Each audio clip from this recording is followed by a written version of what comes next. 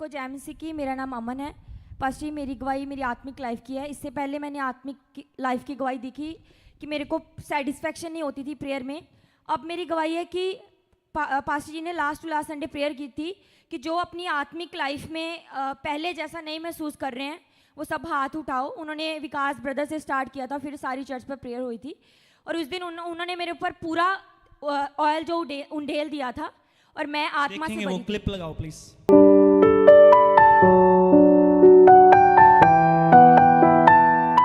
मैं विश्वास करता हूं आपके लिए, जिन लोगों के लिए मैंने प्रार्थना करी है, सुनो बात ध्यान से। आप आत्मा में बढ़ोगे आज से। आप मुझे गवाही दोगे आगे कि मैं बड़ा हूं आत्मा में। इस वीक पूरा आप आत्मा में प्रार्थना में मगन रहोगे और संडे आप यहीं पे खड़े होगे सभी जन। पूरी चर्च यहाँ पे होगी गवाही देने के लिए। जोर से तारीफ करो प्रभु की, जोर से। आत्मा में बढ़ने से आपके बंधन टूटते हैं, आप बढ़ोगे आज से। और ऊंचा आमीन बोलो, और ऊंचा। ओके, फिर क्या हुआ? इनका ले हैंड बोल लगाओ प्लीज।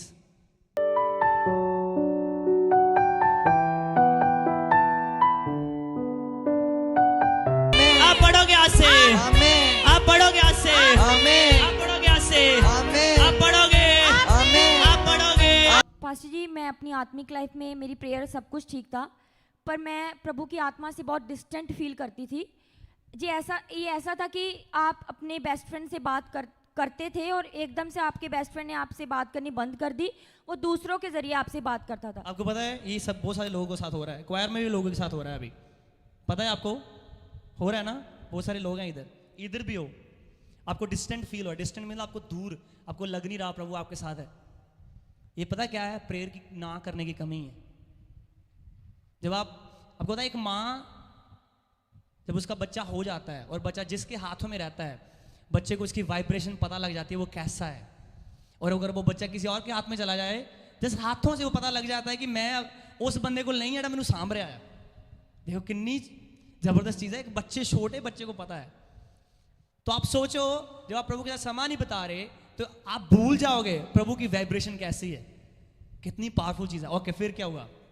मैं प्रेयर करती थी, सब कुछ था, ऐसा नहीं कि मेरी प्रेयर में कमी थी, पर खुदा के दासों के जरिए, वचन के जरिए मुझसे बात करता था, दूसरे लोगों के जरिए मुझसे बात करता था, पर जो मेरा पर्सनल वो मुझको बात करते हैं, मुझे छूता था, वो चीज़ नहीं थी। और 5 महीने हो गए, मैंने पास्टर जी भी से ये बात शेयर की थी कि मैं आत्मा में जब भी होली स्पिरिट उठता है तो I am the first one who fall on the floor. वो भी नहीं हुआ था। मैंने पास्टर जी से बात की थी कि मैं उस चीज़ को मिस कर रही हूँ, आई डोंट नो क्या चीज़ है। और खुदा मेरे को हर साल में प्रभु बिगनिंग में एक वर्ड देते हैं, पर्सनली कमांडमेंट देते हैं कि तेरे लिए मैं क्या करूँगा। और इस साल के बिगनिंग में उनको मेरे को दिया था कि सीक मी। एंड मैं सोच रही हूँ कि ढूंढा उसे जाता है जो खोया हो, जो जड़ा गवाचा हो उन्होंने लभ्या जाता। मैंने कहा कि प्रभु मैं आपको कैसे ढूंढूंगी, आप तो मेरे पास हो।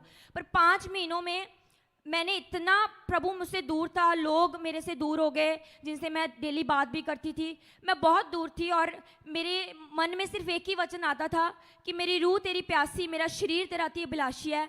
और आई डोंट नो, मैं बार बार इसको मेडिटेट कर रही थी और मैंने कहा प्रभु, अगर जब शरीर अभिलाषी होता है, अगर हम किसी चीज़ की भूख करते हैं, हमें नशा होता है तो हमें तोड़ लगती है। मैंने कहा प्रभु, मेरी रूह तेरी प्यासी पर मेरा शरीर तेरा अभिलाषी नहीं है, मुझे प्यास नहीं लग रही है उस प्रार्थना करने की। यस, मैं टाइम पे जाती हूँ अपना, पर वैसे तोड़ लगनी चाहिए जैसे एक नशेड़ी को लगती है। अभी तक वो वचन मेरे जीवन में पूरा नहीं हुआ है। मैं उसको मेडिटेट करती गई और मैं वचन में बढ़ती गई। और स्पेशली मैंने 3 दिन रात प्रेज एंड वर्शिप का रखा और मैंने सब सोशल मीडिया बंद कर दिया, क्योंकि रूम में इतनी बेचैनी थी, मैं बेचैन हो गई थी, पागल हो गई थी खुदा के लिए कि परमेश्वर मुझे तेरी प्रेजेंस चाहिए, मुझे सिर्फ तेरी प्रेजेंस चाहिए। यहाँ पे सबको पता है मेरी PR का क्या चल रहा है, पर मैंने खुदा को कहा प्रभु उसको साइड पे रख दे। मेरा फर्स्ट प्रेयर प्रायोरिटी यही है, फर्स्ट टॉप प्रेयर रिक्वेस्ट यही है कि मुझे तेरी रूह से भरना है। मैं तेरी दीवानी हो जाती हूँ कि जब तक मुझे मेरा शरीर ना कहे कि अमन गो, तुम्हें भूख लग रही वचन की और तुम जाओ और बैठो। और मैं वचन में बड़ी रही, मैंने खुदा को पुकारा और परमेश्वर ने भी मेरी लाइफ में ऐसी सिचुएशन आई कि जिनसे मैं बात करती थी मेरी बात भी होनी बंद होगी। तो मैंने खुदा को अपना पूरा दे दिया। और जब मैं प्रेयर करती गई, पर जब ऑयल से मेरे ऊपर प्रेयर हुई तो खुद पास्टर जी की अनॉइंटिंग के साथ जब मेरी अनॉइंटिंग मिली तो वो स्पीड आ गई।